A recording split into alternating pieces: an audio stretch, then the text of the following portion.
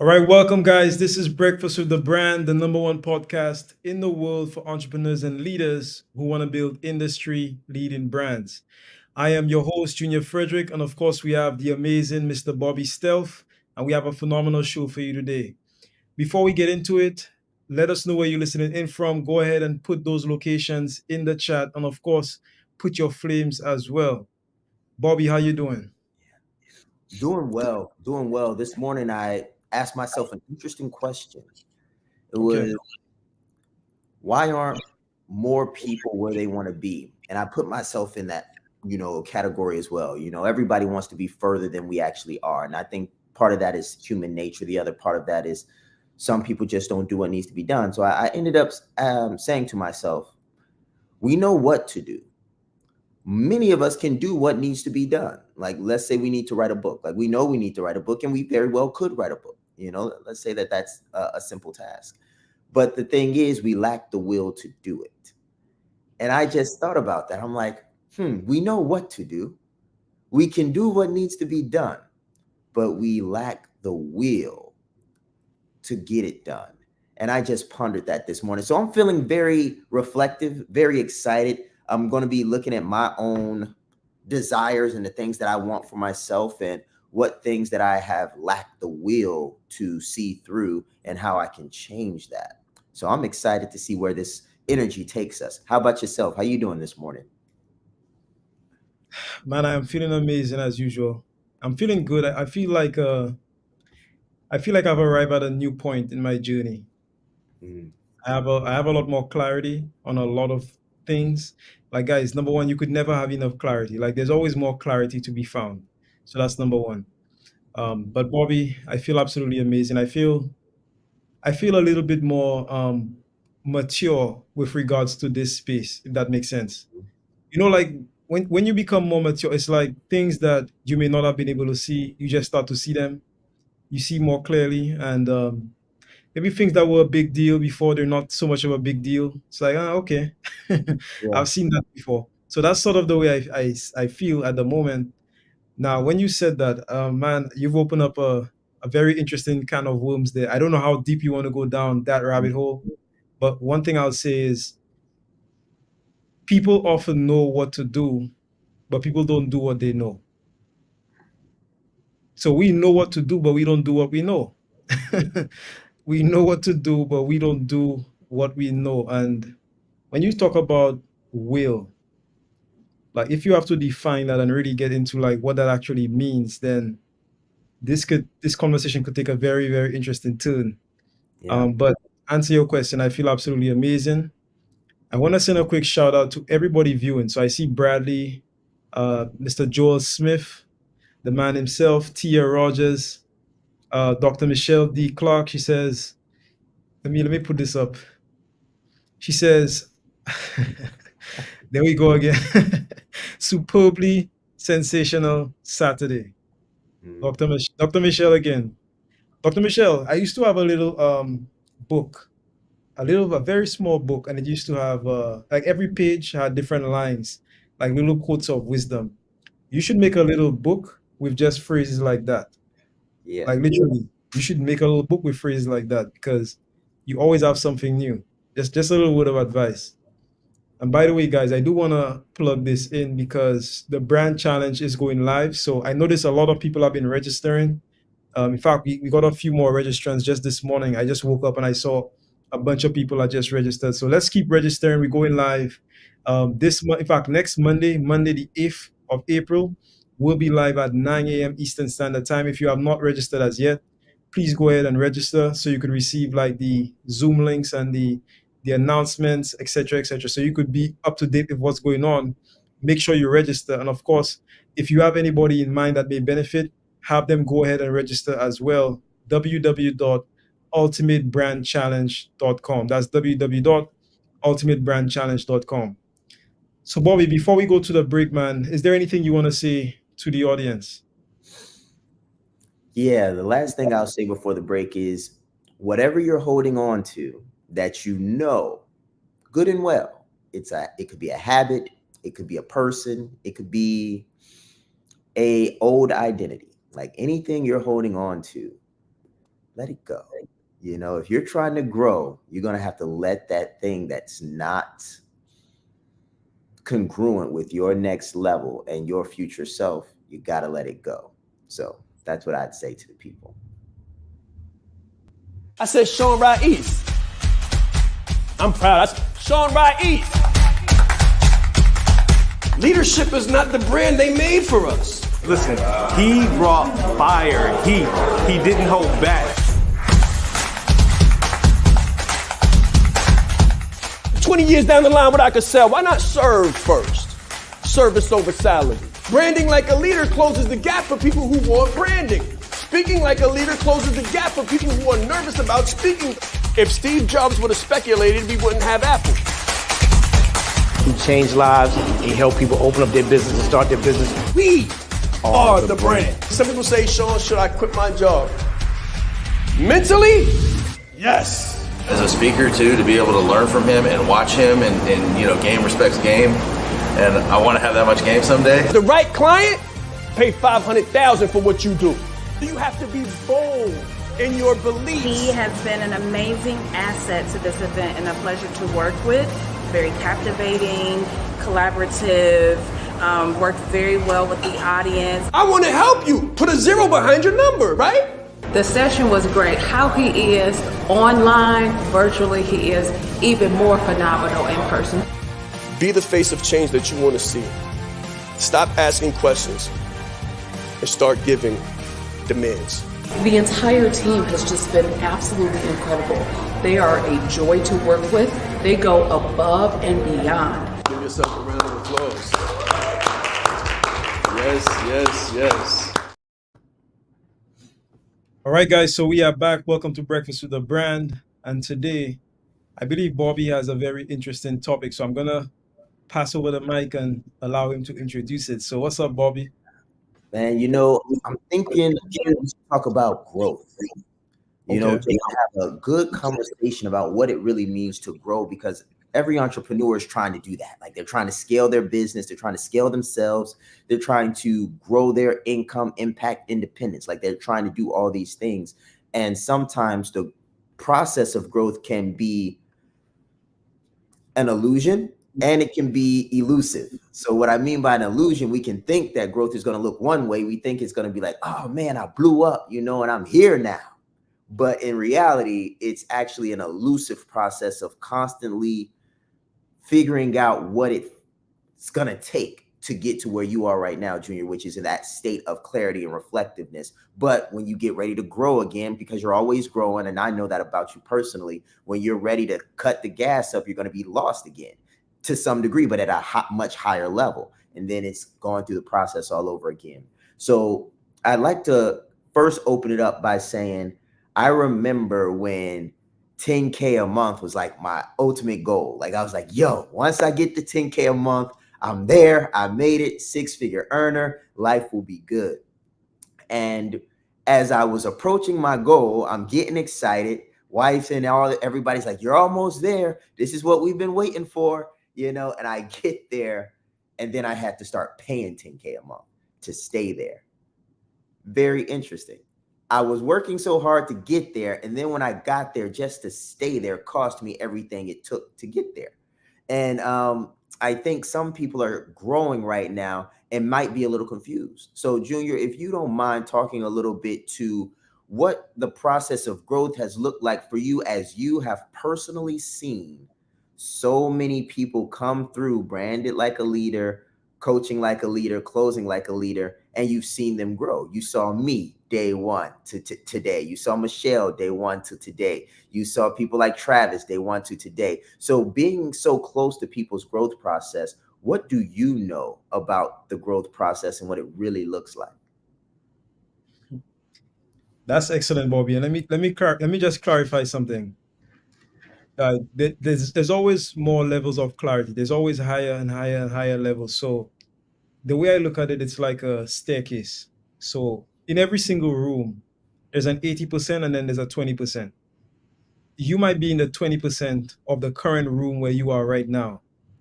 But for you to go to a higher level, when you transition, you end up becoming the 80% at a higher level. So for example, you might go into a room. So let's say you're a speaker. You might go into a room where the people are not speakers. They're not professional speakers. And then you're like the 20%, or sometimes the 1%. But then you take a leap up, and then you end up in a room with people that have been speaking for like 10 years. Then you become the 80%.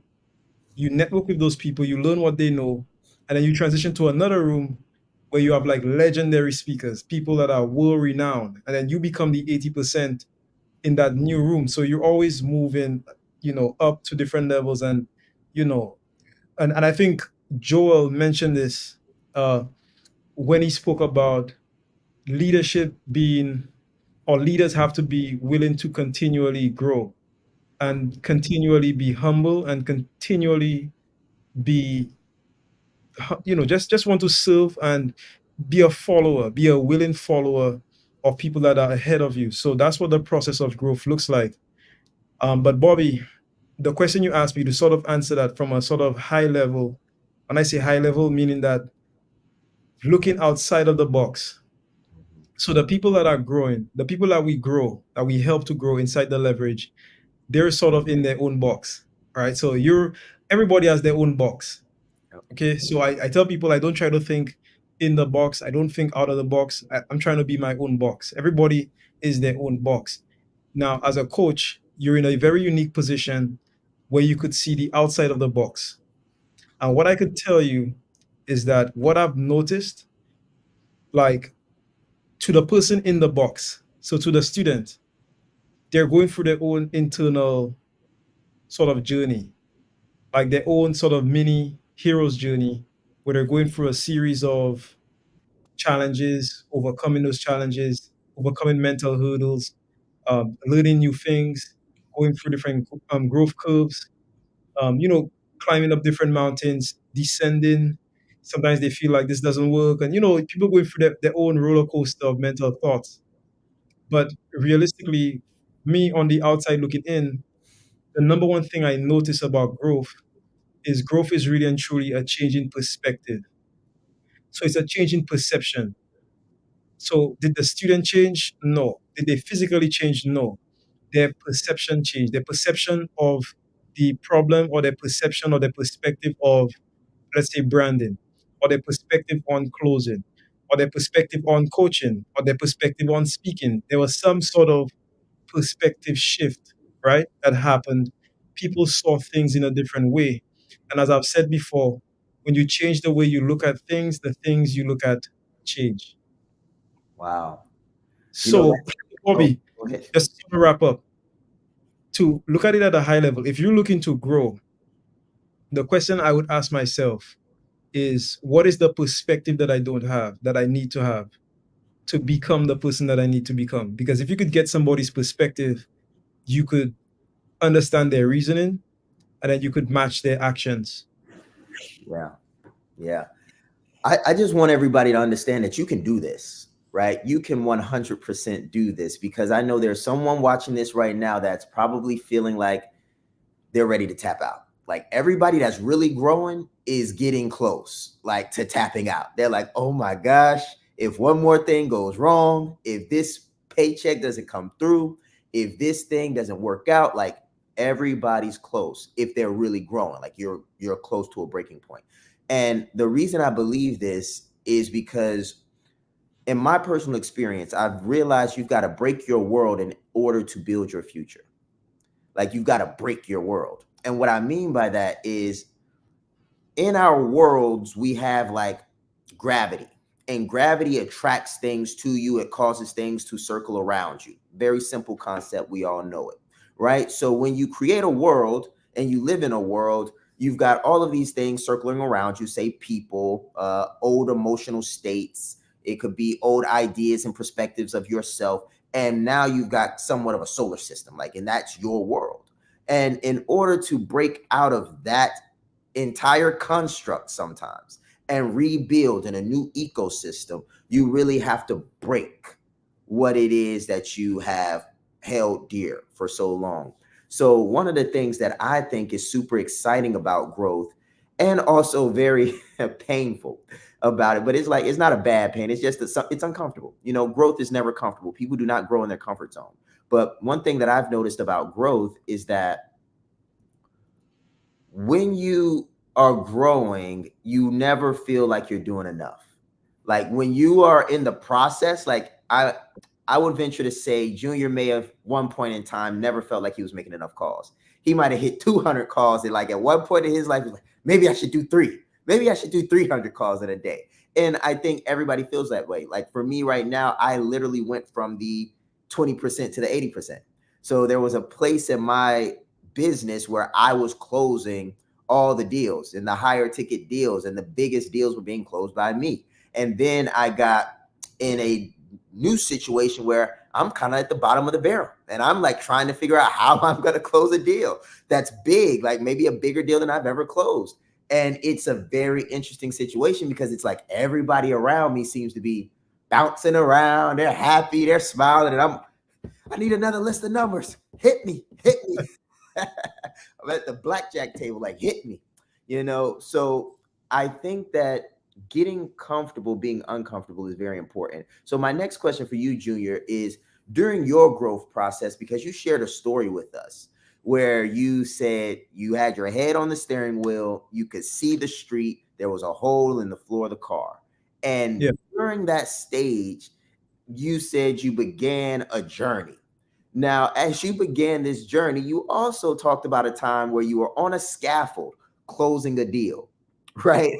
So I would like you to talk to us a little bit about what that experience was like. How did that grow you? Because it couldn't have been comfortable. You had to somewhat be a little nervous, like you're hanging from a building trying to close a deal, and you could potentially drop the phone or let go of something that's very important to hold on to. So what was that experience like for you? Man, I wasn't even thinking about that. I wasn't. It's almost like like when like NASCAR when they race around the track. If you're teaching somebody to let's say drive or to do like race car, or even like what Joel does with the flying. And I think Tony Robbins says it best. He says, where focus goes, energy flows. So where focus goes, energy flows. If you're in a race car and you're looking at the curb, you you're going towards the curb. I guarantee you. If you're flying and then you're looking towards some kind of obstacle or something, you're going towards the obstacle. So I think it's better to just focus on where you want to get to. Of course, don't be unconscious of what's around you, but the focus should be on where you want to get to. So to answer that question, the experience for me, now if I had to break it down, I've never consciously thought about it. So I wasn't thinking about it. But now that you've asked me the question, if I had to sort of recall what it was like and talking about what we're, discussing right here, I would say that if I had to sum it up into words, the biggest lesson here, I would say it is mental alchemy. That's the term I would use. And what does that mean? Alchemy, if you know what alchemy means, alchemy used to mean turning lead into gold back in the day. So basically, just transforming one thing to another thing. So what I mean when I say mental alchemy is taking a bad perspective and transforming it into a good perspective or a useful perspective. So people tell me all the time, I have to go to work. I have to go to work. So if you work a 9 to 5 that you don't like, you might say, well, man, today's Monday. I have to go to work today. Mental alchemy says, I get to go to work today. Look at that. Small change, one word. I have to go to work. I get to go to work. I have to make 100 calls. No, I get to make 100 calls. I have to do this. I have to do that. I have to do so much work. No, I get to do so much work. I have to speak to so many clients. No, I get to speak to so many clients. Yeah. That one change in one word gives you a different perspective and puts you on a different trajectory into something that is negative to something that is positive. So for me, in those moments, and this is the same moment, like, talking about when I was, looking down at the street and all that, like in those moments, it really required that mental alchemy to take that seemingly negative situation and transform it into something positively. And that requires a lot of conscious thought to be able to do that. Yeah. Like, even if you're going through something, you still have to have the will. So Bobby spoke about will. Will is a tool that we have to deploy to change our mental perspective. Mm-hmm. Say that again. Will is a tool that we have to deploy. Now, I'm using my words very specifically for a reason. So when you deploy something, it means that you use it, you let it go. So you deploy, you know, different things. You send something out. So you send out your will to be able to transform your mental situation. So if you're in a state, right, Bobby, where you now become the 80%, you can use your will to transform your perspective and then be re-become the 20%. Now, it's so interesting what you said about that, because I've been in many situations like that. And that's where we get into, I believe, what Joel spoke about when he said transferable skills. Transferable skills. So I've entered different industries that I've never worked in before, okay? Where I was brand new. I didn't know anything about the product. I didn't know anything about the process. I didn't know anything, but I knew how to sell. And then if you have that ability to use your will and to be conscious in your process, then you can quickly regain your position as the 20%, even if you're coming in as the 80%. So it means that you could, like Bobby, literally, you can transfer the skills that took you or that made you the 20% into that new industry or that new space to become the 20% again. You just have to shift your perspective and find the perspective that you need. So I hope that answered your question. But Yeah. what people are looking for, man, I don't know what it's called, but I would call it mental alchemy. That's the way I think about it. So how do you transform your mental state? By shifting your perspective. But the way that you do that is by using your will. You have to use your willpower, because it's very, like, people might say, Junior, it's easy to say. You're right, it is easy to say. So what I'm saying is, by no feat like an easy thing to do. When you're going through a tough time and you're really going through it, it's very difficult to change your perspective. But you have to have the willpower, the mental fortitude to be able to successfully do that. And that, to me, is a skill. Yeah, I know we're getting ready to go to the break, but there's one thing that I want to just throw out there, because it's a common pitfall, and I think it's one that hits everyone. And if you can start strategizing against this, it transforms your life. At least it did for me. So I want to give it to you guys this way. Most times when we're going through something extremely painful, we look for a way to stop the pain, or to at least alleviate the pain. And what we tend to do is find something comforting. And that comforting thing is oftentimes, always, a vice. A vice. And that vice doesn't have to be anything, illegal or crazily bad, but it could be a vice for you. Let's say going to sleep with the TV on is a vice for you. Like, you don't get the best rest when you go to sleep with the TV on, but you're stressed out. You got all these things going on. You just want to watch something funny and fall asleep. And those little things, those little comforts, are the things that prolong the suffering, in my experience. So it's like, not only is it challenging to will yourself to do what you know you need to do, I've also found that it's the distractions that devour our dreams. It's like you're so close, you're doing all the things right, but you have this one distraction that's like taking your mind off of what it needs to be focused on. And it's often in the form of a vice. So if you can like find a way to attack those vices, or like take your TV off the wall, or like put the Debbie cakes in a safe and like throw away the key, like find a way to protect your focus and attention. And I found that that's very, very helpful when the going gets tough. 100%. Guys, so let's just check in with the audience. Guys, if you're learning something this morning, just put a number 1 or put some flames in the chat. Just let me know that you're following along. Let us know that you're learning something. Go ahead, put some flames in the chat. We'll be right back after this very short break, and then we'll be getting more into the growth process and sort of the mental abilities that you need to be able to grow. Stay tuned. The difference between sales and closing, I get this all of the time, guys. Closing is elegant. Closing is luxurious. Closing is the most profitable. Sales, high pressure tactics. No one associates car sales, right, the sleazy sales tactics with closing, because closing is elegant. Closing is excellent. You have to be a professional in order to close deals. Listen, when you do this the right way, when you learn what we're going to teach you in here, your clients will be trying to close you, and they won't let you close them for low numbers. So you'll be able to heighten, increase your profitability, increase your visibility, increase your reach, and increase your impact in the marketplace, and be confident and comfortable charging higher prices than you ever thought possible to the right people who can actually pay for them and then say thank you for closing them.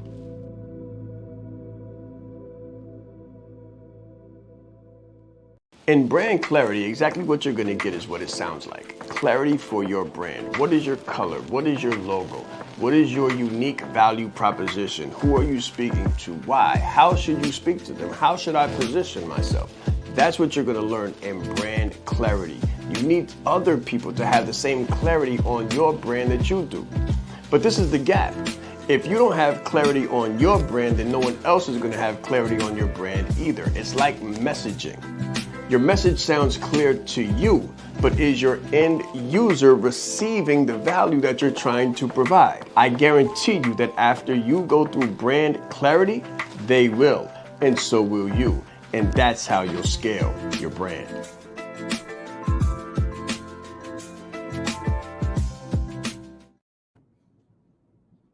All right, guys, so we are back, and I do see the flames in the chat. Listen, I appreciate your support. I appreciate your feedback. We take it very seriously, so you guys are learning. All right, so Bobby, let's keep going, man. And by the way, if you're now tuning in, go ahead to the chat, the link right there, www.ultimatebrandchallenge.com. It's 100% free of charge. And if you're looking to learn the secrets to building your brand, this is where you want to be. Starting next Monday. In fact, 2 days from now, April 8th, we're going live at 9 a.m. Eastern Standard Time. We'd love to have you with us. Bobby, let's go. Yeah, during the break, I wrote something down that says integrity is the beginning of power. And I think that's what's so powerful about what we do here with the brand you, not what you do.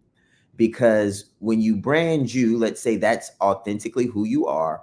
And let's say you obey your own convictions, like you have these convictions of what you think is right, and you follow those convictions. It's like that's the beginning of power. And I think everything else outside of authenticity and integrity is force, and most people that do business know, like, when you try to force something, it rarely works well. Like, anytime you try to force something, it rarely works well. But when you have a reservoir of power that's constantly flowing, whenever the right thing is connected, boom, it happens. So it's like in business, it's not really about trying to force the right thing to happen at the wrong time, but it's rather about being connected to your authentic power source. And when the right connection arises, you're ready to light something up. So as we talk about the branding piece a little bit more, and we talk about leadership a little bit more, as we really integrate all of this into the growth process, my question for you, Junior, is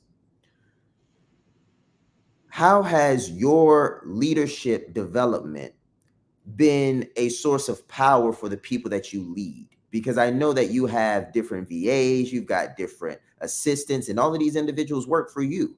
And as you grow, I would assume that they get more from you. You're more of a power source to them. So as you've grown as a leader, how have you seen your subordinates, in this case, but they're not necessarily under Junior, but the people that work with you that you're responsible for, how have you seen them grow? That's a very interesting question. So I think, in fact, I know you can only grow. Like, if you're following someone, if you're a follower, and follower means somebody who's willingly following somebody. Okay, if you're willingly following somebody who's a mentor, you can only grow as far as they grow. And to me, the fastest way to lose a mentee or follower is to have them outgrow you. So if somebody outgrows you, there's no reason for them to follow you. There's no reason for them to take your guidance, so to speak. So as I've grown, I'm always looking for ways to grow my people. So as I come across new information, I'm sending new information. I'm giving them new perspective. I'm keeping them up to date with what I'm doing. And I mean, not just business, I mean, all parts of life. So I tell them, guys, this is when I eat. This is how I work out. This is what I listen to. This is what I read. So as I do that, I mean, they're getting the same perspectives. They're also growing.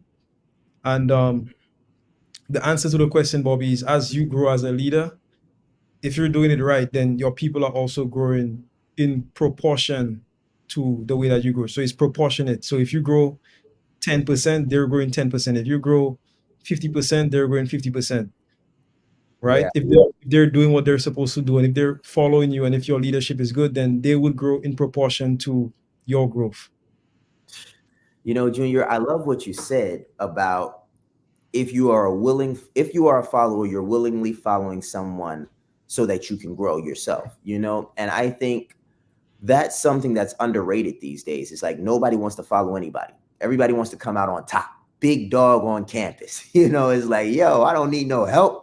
You know who I am? You know who I am? Like that's the energy that I think a lot of entrepreneurs have, especially getting started, and I think it's partly because we come from the 20% in the workforce, right? Like when we're in our job and we've been there for say 15 years and we've got all this education and we've been doing this one thing for all these years, it's like you have a reason to be a little cocky, but tastefully cocky, but confidence really. But it's like when done properly, it can come off well. But when you bring that energy into the marketplace and you don't find someone to follow and you don't submit yourself to a growth process, I think that's one of the most damaging things we can do to ourselves, because now we're not growing and we're not in a position where we are humble enough to exchange ideas. And when I say exchange ideas, I don't mean just exchange ideas with other people, but I mean take one idea out and replace it with another idea. And that, I believe, requires humility. And humility, I have found in personal development, is best found when you have a reason to be humble. And I think that comes from community, being around people doing better than you, being around people making more money than you, closing bigger deals than you. And when you have that reality, it's like, I got a reason to be humble. Like I'm not, doing what they're doing. Not that you should compare yourself in that way, but it's like, if they can do it, I can do it. And if I'm not doing it now, but I believe I'm capable of it, what's the gap? And when you start identifying the gap, you can close it. So as we move through this conversation, how would you recommend someone begin growing if they feel like they've stagnated? Because a lot of times we feel like we were going, we hit our stride, we got some traction, and then we stagnate. So have you ever once been stagnant? I'm sure you maybe have. And if you have, how'd you get unstuck? How'd you work your way out? Yeah. So number one, yes, I definitely have been stagnant before. To sort of go back to your point before I answer your question, that term is called coachability. So you have to be coachable. So coachable means when you're talking to somebody that you are seeking assistance from, you have to empty your cup. It doesn't matter what you know. Like you can know whatever, right? You have to empty your cup. And that's my attitude. Like if I'm talking to somebody that knows more than I do, I don't care what I read on the internet. I don't care what I heard on YouTube. I don't care what I went to school for. I'm emptying my cup and then I'm listening to what they have to say, and I'm going to do what they say exactly as they say it and with no questions whatsoever. That's it. That's my attitude. And I remember one of my mentors, once I said to him, I shared like an idea. I said, I think that such and such and such. He said, you what? You think? He said, you think? He basically told me, you didn't earn the right to have a thought on this subject as yet because you hadn't done anything. So what is your thinking gonna what all right, your thoughts versus my thoughts. Which one wins? Where are your results? You don't have the authority to give me an opinion. And he was right. You haven't earned the right to give an opinion if you've not done anything. So what are you giving the opinion on? You know what I mean? It doesn't make sense. You have to just be coachable and just do what your mentor says. That's it. And then that's how you learn. Okay. But going back to your question, Bobby, have I ever been in a stagnant place? Absolutely. And I know we talk about sales a lot. I've definitely hit what you call, it's sort of like a stagnant period in sales where you feel like you're not making any sales at all. So you go from in the beginning not making any sales, then you're climbing, you're gaining the confidence. You're like, yeah, boy, I'm closing deals, I'm doing this, I'm doing that. You make more sales and more sales and more. Then you end up closing a huge sale, okay? And then you're sitting on top of the mountain and you're, sipping your drink and you're like, okay, who's next? Where's my next deal? Why are there nobody? Why are no people on my calendar? Where's my next deal? And you feel almost like you got it, like you're a master now. And then life, as it so often does, right? God in his or her infinite wisdom often humbles us, right? And then you start getting no sales, and then you start getting one sale here, one sale there, another one there, another one in 2 weeks. Pretty soon you have no sales, and you're like, "What's going on? Is this the same person that was on top of the mountain?" So there's something called Chinese handcuffs. Okay, so basically, in a Chinese handcuff, the more you pull, the tighter it gets. Now, we as human beings, we have sort of the tendency to move forward in the future based on the successful actions that we took in the past. In other words, if you close the deal in one way and it worked for you last month, you're trying to close the deal in the same way this month. We don't often see when things no longer work. And we go based on analogy from the past instead of asking ourselves, how can we do what's best for the future? And the easiest visual image I could give to represent what I'm talking about is, and you can put this in the chat, how many of you have ever witnessed a fly or some kind of bug trying to go outside and they're smashing their head through a glass? They're trying to go through a glass window to get outside, and they keep banging their head on the window over and over and over again. They bang their head once, they're like, hold on, something's wrong. They go around the room, boom, back into the same glass. They go around the room, boom, back into the same glass. To them, they could see outside, they could see the end result. And a lot of the times, we can see the end result. We can see the sale. We can see, okay, this is what I need to do. I can see it. I can taste it. And we keep banging our heads in the glass. But here's what you do. If you ever find yourself in a scenario where you're banging your head up against the glass, trying to get the end result, and you keep doing the same thing over and over and over again, and now you're in a stagnated place, the key is not to try harder. So here's what we do. We think we're not working hard enough. So then we work harder. We try harder. But as very, very wise people have said, you don't get results from working hard. You get results from doing the right thing. If I'm trying to bake a cake, the cake is not going to come out better based on how hard I stir the batter, or based on how hard I pour it into the oven, into the, the shape, the pan, the cake. If I pour it harder, it doesn't make a better cake. Okay? If I drive my vehicle harder, it doesn't make for a better ride. Okay, so hard work, yes, is good, but hard work is not always the answer. Okay? The answer is, don't try harder, try different. And the difference is a shift in perspective. Oftentimes, the answer is right there, but because we don't have the perspective to see the answer, we often miss it. So, in my case, going back to my story, I found myself in a space where I was like 3 months no sales, and I don't know what's going on. And check this out, Bobby. What I experienced was what you call a quantum leap, because I went from 3 months no sales to closing the biggest sale that I'd ever closed. Literally, I kid you not. I sat down and in 1 hour, I sort of I sort of did like a mental check and, okay, what am I doing here? What am I doing here? I shifted my perspective. I had a deal at the top of the hour. I closed the deal and it was the biggest deal that I'd ever closed. Coming from a 3 month, like no sales, 3 month slump. Yeah. Now, let me ask you a question. Was I any different? Was I physically different? No. Was the prospect different? No. My perspective was different. I Yeah. didn't try harder. I tried different. And if you're in a space where you're in a slump, chances are you don't need to try harder. You just need to try different. Stop trying to, bang your head up against the glass. And oftentimes, what's really interesting is oftentimes, if the same fly had looked to the right, he or she would have noticed an open door right there that they could use to go outside.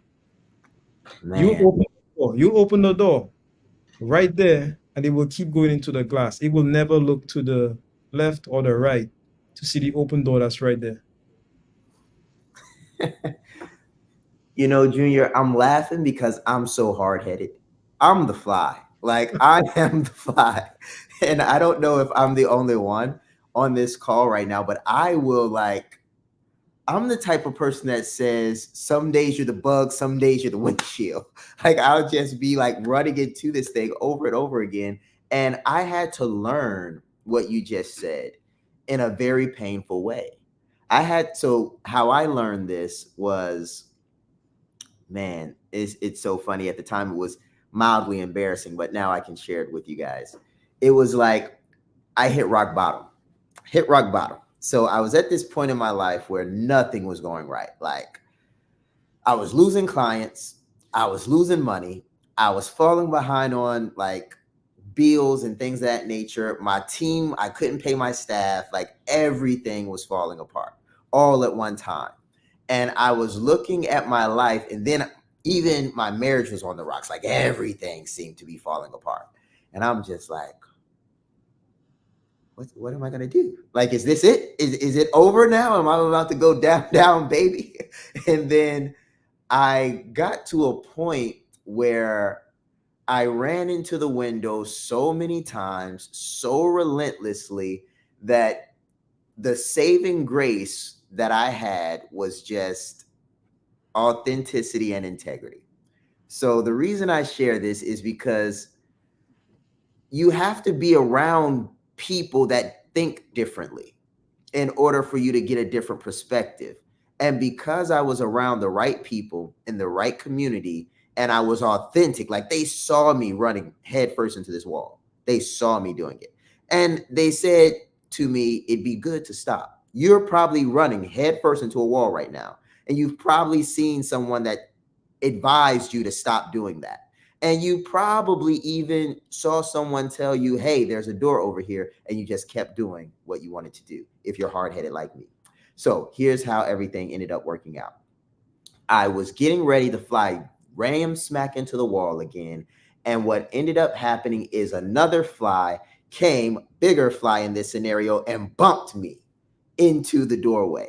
So why do I share that story? I share that story because who are you around that cares enough about you to bump you into the doorway? Because if you're hard-headed like me, you're not going to look. You're not going to turn your eye. You're not going to look. You're going to be too stubborn. So I think that Junior is phenomenal in his ability to be coachable. And you got to be coachable, but not everybody is as coachable.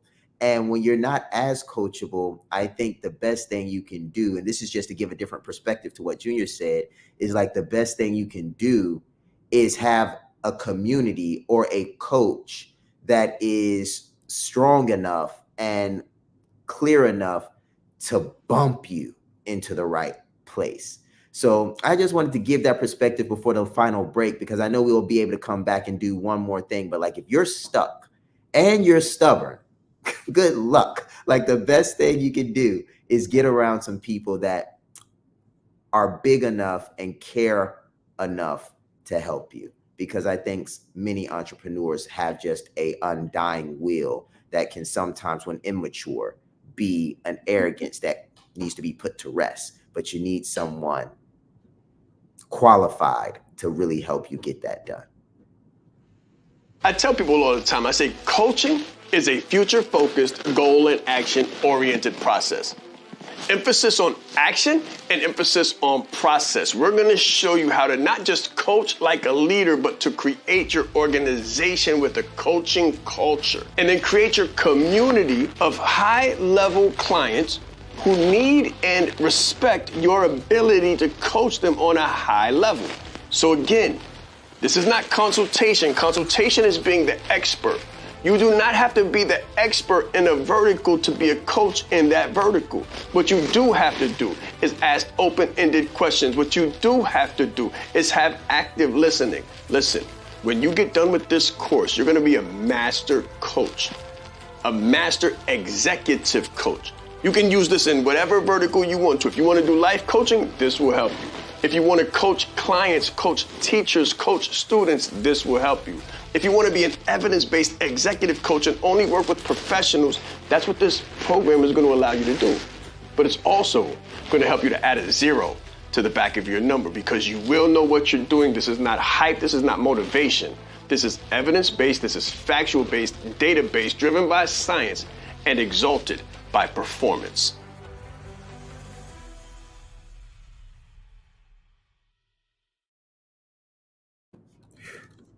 Man, I got a question, Junior. I got a question.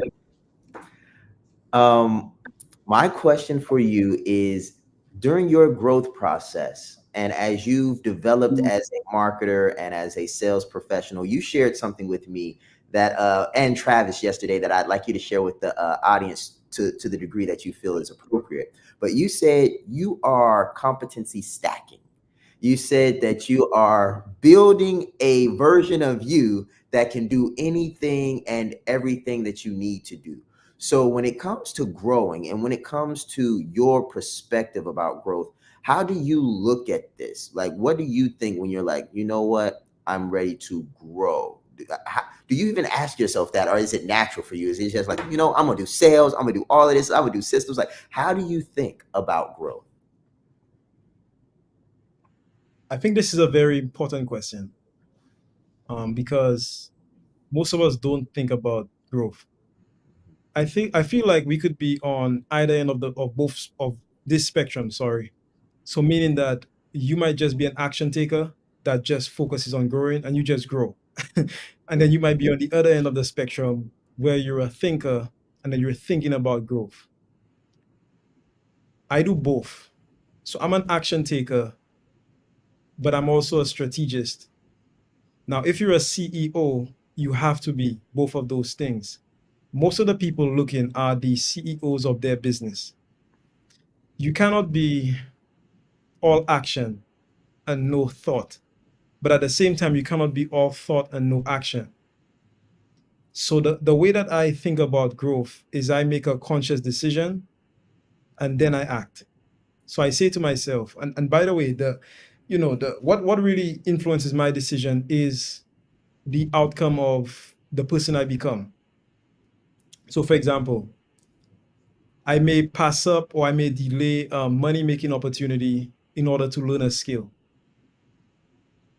I may choose to do the hard work, okay, as opposed to doing the easy work.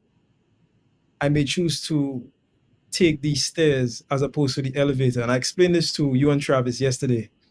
I say when most people get started in business, they take the elevator, meaning that they open an LLC, right? They get their EIN, they open their bank account, and all of a sudden I'm a CEO. So they go online, I'm a CEO. Okay, phenomenal. But what about the skills? Like to me, that's taking an elevator to success. What I did was I started from like the basic skill. I started learning how to write copy. I started as a copywriter. Then I became more of a marketer. I learned about advertising. Once I learned that, once I had those skills, then I started learning about sales. Then I started learning about coaching. Then I started learning about consulting. Then I started learning about, you know, all of these other things, leadership. Okay. And I've still never come out and say, I'm a CEO of this or I'm a CEO of that because I understand the the power and the necessity of skill stacking. Check this out. And I want you guys to put this in the chat. Which situation is better? You opening an LLC, okay, and you becoming the CEO in like a week, you're a CEO, or you taking these stairs, becoming a sales representative for a company. So you start in sales, sales representative. From sales representative, you move up, you become a sales associate. From sales associate, you become a sales manager. From a sales manager, you become a sales leader. And then from a sales leader, you then become a business owner or a CEO. I guarantee you, Bobby, if somebody started on that path, the path that I just described, at the moment when they did become a CEO, like their business would be dramatically different than what it is right now, because now people have become the CEO and now they're struggling to learn the skills. So what you have is you have CEOs that don't understand marketing, they don't understand sales, they don't understand coaching, they don't understand consulting, they don't understand advertising. Yeah. You know what I'm saying? So when I say I'm skill stacking, it means that I'm stacking all of the skills that I need to be a successful CEO so that when I eventually do, I would have all the skills. Yeah. You You know what I'm saying? know, I would have skills. So, but here's the thing too. It's about a lot of it is ego. You know, a lot of it is ego. Now, fortunately for me, I don't have a like I don't care about like titles and stuff like that. That's not my thing. I want to know what I need to know to be successful. That's it. So I'm okay with sacrificing 5 years to learn skills first before putting on the big hat, right? Sitting yeah. in the big seat. I'm okay with that. I'm okay with taking the stairs and not taking the elevator because I understand that the truth is the truth. Like I always say, whether you choose to learn it now or whether you choose to learn it later, or like as Bradley just said, as you choose to learn as you grow, you're still gonna need to learn. Like you cannot get around it. You cannot be successful without sales. You cannot be successful without marketing in business. It's not possible. So Right. you have to do it, whether you choose to do it now, whether you choose to do it later. So my growth process has looked like a series of stacking and learning various different skills that I need to become successful as a business owner, CEO, and eventually investor, etc., etc. I'm stacking all of those skills. So when I eventually get there, there's nothing I don't know. When I have a sales team that's working for me and they say, "Hey, I can't do 100 calls," I say, "Give me the phone. Let me show you how to do 100 calls." Right. Like you can't tell me anything because I've been in the trenches. I've done it before. I've gone through the process. I've gone through the process you're going through right now. And also, Bobby, you know this as well as I do. If you're a leader that has been through the trenches, people respect you and they follow you a lot more because they know that you know what they're going through. So if Right. Bobby says to me, Junior, I'm going through X, Y, and Z, I'll say, okay, but no problem, man. Don't even worry about that. All you have to do is just do this, that, and that, and then your problem is solved. It's nothing. It's easy because I've been there before and I understand what they're going through. Hmm. And all of that is part of leadership. And all of that is part of having the authority to even speak and even say anything at all. If you've never done anything, in my opinion, you don't have the authority to tell me what to do because you've never done it. Like you don't read something on the internet and then tell me what you read. Tell me what you did. Like what are you doing right now? What did you actually do? What did you learn? Like there are certain, and we call it specialized knowledge. There's general knowledge, which is easily attainable by the general public, and then there's specialized knowledge, which is not easily attainable. And most of the times it is only attainable through experience. So what is your experience? You know, have you struggled to make a sale before? Have you struggled to market before? What have you done? And me, or my process of growth looks like skill stacking all of the skills I need to be successful. So eventually, when I do decide to, let's say, launch X, Y, and Z, or do this, that, and that, I already have all of the skills that I need. Mhm. Absolutely. Absolutely. I know we're over time, so I don't have too much left to say for Junior. I had another thing that I had for him, but we're going to cue that one up for maybe sometime next week. But all I can say to that is don't let your talent take you where your skills cannot sustain you, because it's a That's right. long way down, depending on how high you go up. And before we go, I want to tell people, like, decide to go on a run. So what I mean by a run, I believe in life we have different runs. So right now I'm on a 5-year run, meaning that I committed to something for 5 years, and I mean 5 years ago. So the process you're looking at right now, the person you're looking at right now, is somebody who started on a 5-year run about 4 years ago. Okay, about 4 years ago, I said, you know what, I'm going on a 5-year run, and in the 5 years, I'm going to learn X, Y, and Z. So what is your run? Your run may be a 10-year run, maybe a 20-year run. What is your run right now? What are you going for? Like don't try to learn coaching for like 2 months. Go on a 1 year, 2 year, 3-year run, learning the skills. And what I mean by that is don't judge yourself. When we started working out, Bobby, you know, we've always been working out. But when we really started working out, I said to myself, I'm committing to this for 3 years, meaning that I'm not gonna look at myself in the mirror and judge myself and say, I'm not getting results, or I'm not doing this, or I'm not doing that until after 3 years. After 3 years, if I still look the same, then I'll say it doesn't work. So I'm on a 3-year run. So what run are you on? Because that's the only way you're gonna have the consistency and the discipline to actually get the results that you're looking for. Thank you so much, guys. We're gonna close on that. This has been Breakfast with the Brand. By the way, on Monday, we will have a show on Monday. We might cut it, you know, early to make provision for the challenge. But if you haven't registered for the challenge as yet, go to www.ultimatebrandchallenge.com, www.ultimatebrandchallenge.com. I'm going to keep this up for like 2 more minutes after we end. So if you haven't registered, you go ahead and do that. And also invite any friends, any family members that you know could benefit from the challenge as well. Thank you very much. It's been a pleasure. Speak soon and let's grow.